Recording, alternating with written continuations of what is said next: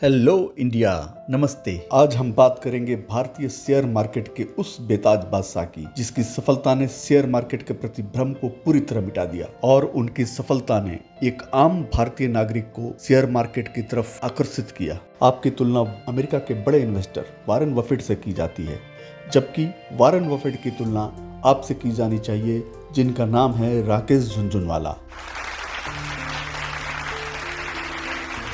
आइए अपने मुख्य बिंदु की तरफ चलते हैं और राकेश झुनझुनवाला जी के जीवन के उन पहलुओं को जानने की कोशिश करते हैं कि कैसे उन्होंने इस सफलता को प्राप्त किया। राकेश जी का जन्म उस समय की बम्बई और आज की मुंबई में एक मारवाड़ी परिवार में सन 1960 में हुआ था। आपके पिता श्री राधे श्याम जी झुनझुनवाला उस समय बम्बई में एक इनकम टैक्स ऑफिसर के रूप में पोस्टेड थे और माता जी एक हाउसवाइफ हैं और आपका नाम उर्मिला झुनझुनवाला है। राकेश जी के पिता का इंटरेस्ट उस समय शेयर मार्केट में रहता था, जिसकी चर्चा वो अपने दोस्तों से किया करते थे। आए दिनों होने वाली इन चर्चाओं को सुनकर राकेश जी के मन में शेयर मार्केट को समझने की इच्छा पैदा हुई, जिसके लिए उन्होंने अपने पिताजी से बात की, लेकिन उन्होंने पहले उन्हें अपनी पढ़ाई पूरी करने को कहा और साथ ही शेयर मार्केट से संबंधित अखबार और न्यूज पढ़ते और सुनते रहने को कहा। 1985 में मुंबई के Sydenham college of commerce and economics से उन्होंने अपनी ग्रेजुएशन पूरी की और चार्टर्ड अकाउंटेंट की डिग्री हासिल की। 22 फरवरी 1987 को इनकी शादी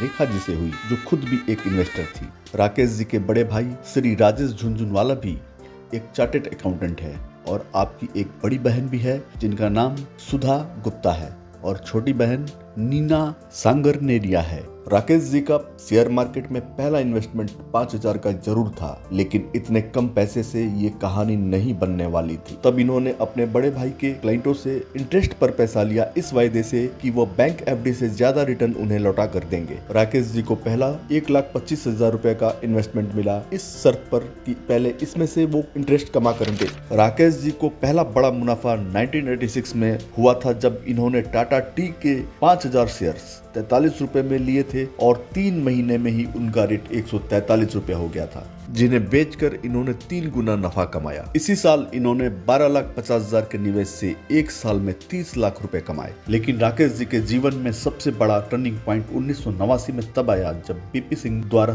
बजट पेश किया जाना था। तब उन्होंने मौके को पहचाना और बजट समाप्त होते होते आपका नेटवर्थ 30 करोड़ तक पहुंच गया। आज राकेश जी की नेटवर्थ 40,000 करोड़ रुपए की है।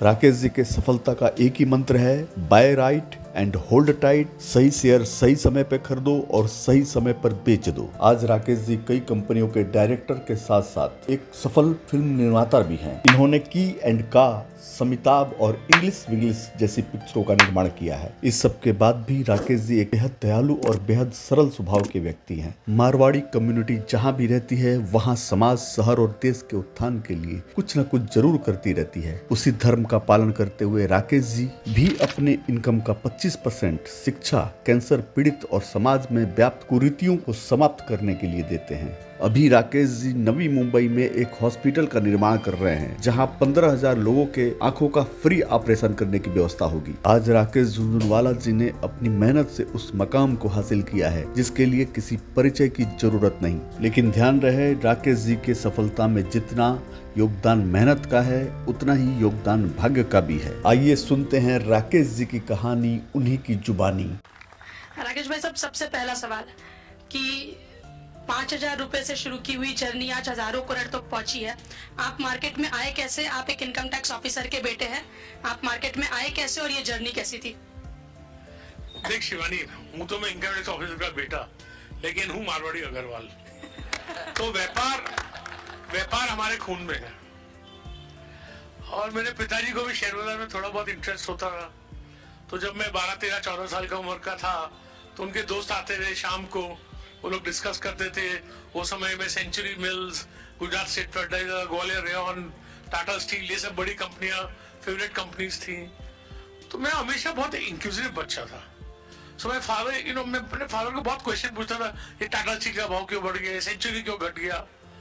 तो वो बोलते थे, देख तू, वो टाइम पे कोई कंप्यूटर हुआ नहीं करता था, 12 से 2 बजा रहा करता था। हम तो पढ़ते थे, हमको भाव पहले दिन का भाव नेक्स्ट डे मालूम पड़ता था। तो डैडी बोलते थे, देख आज पेपर पर देख ग्वालियर रेयन की खबर आई है ना, आज ग्वालियर रेयन का भाव बढ़ेगा या घटेगा, कल उसको चेक करना। तो बीकॉम हुई, तो मैं बोला मैं तो जाता हूँ शेयर बाजार। तो बोले शेयर बाजार कल खड़का हो गया वहां पे तो क्या करेगा, कोई नौकरी भी नहीं देगा, पहले सीए कर। मम्मी ने बोला, हम तो मारवाड़ी कंजर्वेटिव फैमिली के थे, मम्मी ने बोला तू शेयर बाजार जाएगा तो उसे शादी कौन करेगा। तो बोले मम्मी डरो मत, एक कम बहू रहेगी आपको तंग करने के लिए। फिर वो 5,000 रुपए लेके मैं तो गया शेयर बाजार। तो मेरा भाई प्रैक्टिसिंग चार्टर्ड अकाउंटेंट था, तो उसने मुझे उनके 2-3 क्लाइंटों से इंट्रोड्यूस करा दिया। तो मैंने उनको कन्विंस कर दिया, उस जमाने में ब्याज 12-13% मिलता था। मैं बोला मैं 18% ब्याज दूंगा, मैं आप मुझे पैसा दीजिए। तो पहले एक लेडी ने दिया, वो बोले सिक्योरिटी में, बोला सिक्योरिटी में तो मैं हूं, मेरे पास और कुछ नहीं है। तो बोली ठीक है मैं तुम्हें 2.5 लाख रुपए दूंगा, पहले 1.25 लाख रुपया ले, उसके शेयर ले, वो शेयर मुझे सिक्योरिटी में दे, फिर 1.25 लाख और दे। तो मैंने वैसे चालू किया। फिर एक ब्रदर के क्लाइंट ने 10 लाख रुपया दिया, और आप बिलीव नहीं करेंगे 1985 की बात है, मैंने एक साल में वो 12.5 लाख रुपए से करीब 30 लाख रुपए कमाए, और वो जमाने में 4 लाख रुपए टैक्स भरा। फिर शादी हुई, 2-3 साल मंदे थे। फिर बहुत कहानी है, जैसा गोवा के शेयर लिए 25 रुपए में लिए थे मैंने, 65 का भाव हो गया 4 महीने में, 25 का 65। वो जो मैंने 25 लाख रुपए कमाए थे वो सब टाटा पावर के शेयर ले लिए, वो लिए थे 150 में, उनका भाव हो गया 1,000, तो 2-4 करोड़ रुपए, 2-3 करोड़ रुपए हो गए। फिर मधु रनवटे का एक बजट आया, उस हमारे शेयर बाजार में शेयर सब ऐसे शेयर ठोके कि मालूम नहीं कोई बॉक्सिंग मैच है, जो आए बोले बेच दो बेच दो। और मुझे एक लगता था कि वीपी सिंह थे ठाकुर, लेकिन व्यापारी आदमी थे। He was the man who first abolished estate duty in India, brought down the rates of tax to 60%. तो मुझे लगता था बजट खराब नहीं आएगा। तो मेरे पास जो 2.5-3 करोड़ रुपया था मैंने स्टेक में लगा दिया 1989 के बजट में। और आप बिलीव नहीं करें, बोलूं किसको। और मेरी शादी हुई तो मेरी वाइफ पैसे वाली फैमिली की थी, वो एसी रूम में रहती थी, गाड़ी थी, हमारे पास ना गाड़ी थी, हम तो बस में जाते थे। मेरी वाइफ ने मेरे जिंदगी में आज तक एक ही चीज मांगी है, अपने रूम में एसी कब लगेगा। उस दिन समझिए जब बजट शाम को आता था, बाजार 6 से 9 रहता था, तो 6 बजे मेरी नेटवर्थ 3 करोड़ थी और 9 बजे मेरी नेटवर्थ 2 करोड़ 20 करोड़ थी।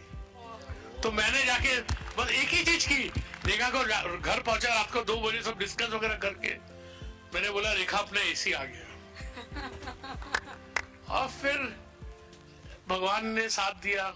राकेश झुनझुनवाला जी की ये 5,000 की कहानी सुनकर बहुत से लोग इस मार्केट में आते हैं और शायद अंत में झुनझुना बजाते हुए वापस चले जाते हैं।